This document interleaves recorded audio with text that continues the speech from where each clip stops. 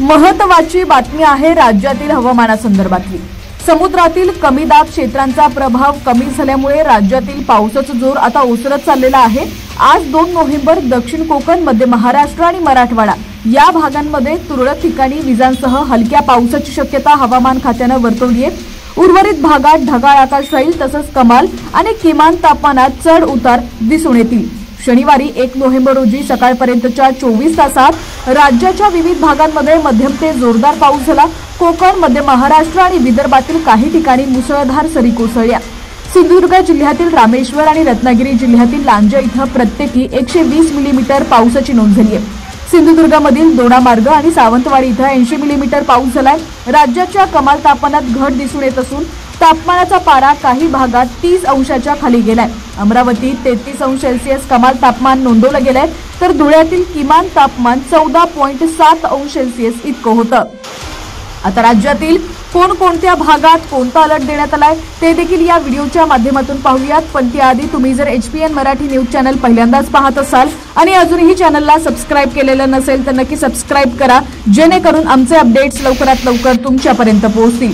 तसंच हीच बातमी जर तुम्ही आता फेसबुक किंवा इंस्टाग्राम वरती पाहत असाल तर आपल्या हक्काच्या HPN मराठी न्यूज चॅनलला फॉलो करायला विसरू नका। आज 2 नोव्हेंबर रत्नागिरी, सिंधुदुर्ग, नंदुरबार, धुळे, जळगाव, नाशिक, अहिल्यानगर, पुणे, सातारा, कोल्हापूर तसंच छत्रपती संभाजीनगर, जालना, बीड, परभणी, लातूर आणि नांदेड या जिल्ह्यात विजांसह हलक्या पावसाचा अंदाज हवामान विभागानं वर्तवलेला आहे। राज्यातील उर्वरित भागात तापमानात चढ उतार होण्याची शक्यता आहे। मोठा चक्रीवादळाचे अवशेष असलेले ठिकाण कमी दाब क्षेत्र सध्या पश्चिम बंगाल आणि त्याच्या आसपासच्या भागात सक्रिय आहे। अरबी समुद्रातील कमी दाब प्रणालीची तीव्रता कमी होत असली तरी गुजरात आणि महाराष्ट्राच्या किनाऱ्यालगत आणखी एक ठळक कमी दाब क्षेत्र तयार होत आहे। त्याचबरोबर थायलंडच्या आखातात दक्षिण म्यानमारच्या किनाऱ्यावर चक्राकार वारे वाहत असून या भागात आज 2 नोव्हेंबर रोजी नव्या कमी दाब क्षेत्राची निर्मिती होण्याचे संकेत आहेत। पावसाचा जोर कमी होत असल्याने आता रब्बी हंगामाच्या पिकांची तयारी करण्याची योग्य वेळ आलेली आहे। हवामानातील ओलावा आणि तापमानातील घट यामुळे पेरणीसाठी अनुकूल वातावरण तयार होत आहे। माती परीक्षण करून आवश्यक पोषण घटकांची पातळी तपासावी, त्यानुसार खत व्यवस्थापन ठेवावं, जमिनीची नांगरणी खोलवर करून ओलावा टिकून ठेवावा। गहू, हरभरा, ज्वारी आणि कांदा या रब्बी पिकांसाठी योग्य बियाण्यांची निवड करावी। तसंच पावसाची शक्यता असताना बियाणे पेरणी काही दिवस पुढे ढकलणं फायदेशीर ठरणार आहे। अरबी समुद्रातील कमी दाब क्षेत्राचा प्रभाव कमी झाल्याचं पाहायला मिळतंय। राज्यात पावसाचा जोर ओसरलाय। दरम्यान दक्षिण कोकण, मध्य महाराष्ट्र, मराठवाड्यात तुरळक ठिकाणी विजांसह पावसाची शक्यता आहे। उर्वरित राज्यात ढगाळ हवामानासह कमाल किमान तापमानात चढ उतार जाणवतील। पश्चिम महाराष्ट्रातील हवामानाच्या स्थितीबद्दल देखील या व्हिडिओच्या माध्यमातून जाणून घेऊयात।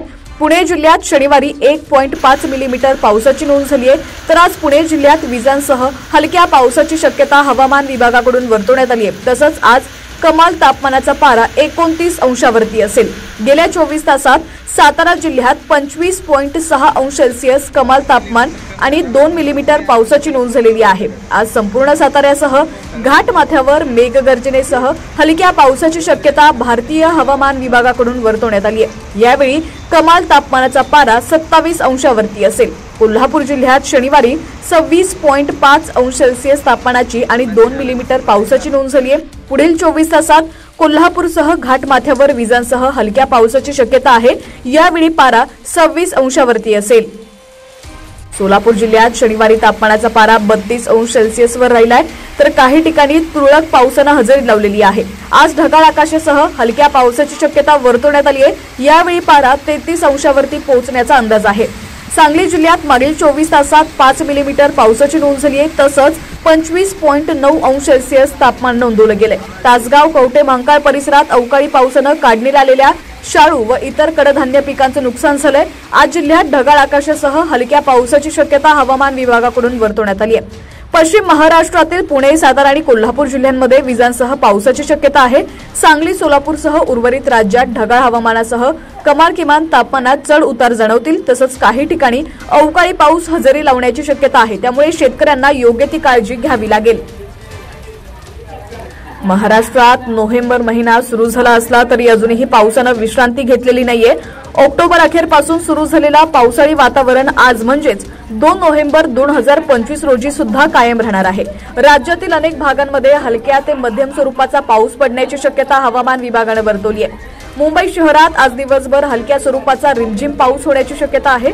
सकाळपासून वातावरण ढगाळ असेल तर काही ठिकाणी दुपारी थोडासा पाऊस पडेल। दिवसभर तापमान 31 अंश सेल्सिअसच्या आसपास असेल तर आर्द्रतेचं प्रमाण वाढल्याने उकाडा जाणवू शकतो। ठाणे आणि नवी मुंबईत आज रिमझिम ते मध्यम स्वरूपाचा पाऊस होण्याचा अंदाज हवामान विभागाने वर्तवलाय।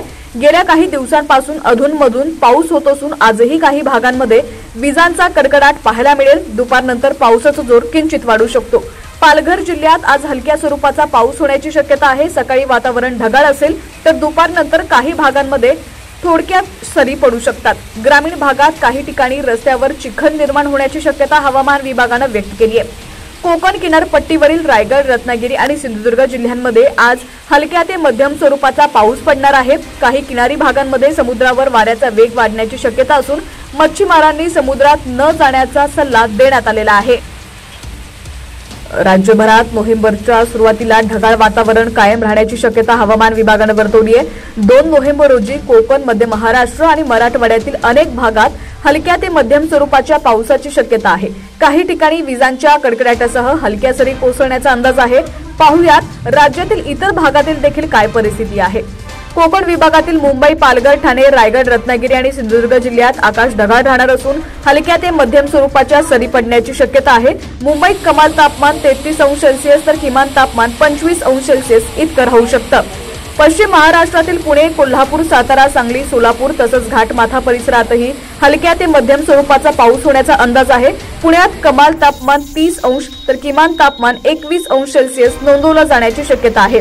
मराठवाड्यातील छत्रपती संभाजीनगर, जालना, परभणी, बीड, हिंगोली, नांदेड, लातूर आणि धाराशिव जिल्ह्यात ढगांच्या गडगडाटासह हलका पाऊस पडेल असा अंदाज हवामान खात्यानं वर्तवलेला आहे। छत्रपती संभाजीनगरमध्ये कमाल तापमान 30 अंश आणि किमान तापमान 23 अंश सेल्सिअस इतकं जाणवू शकतं।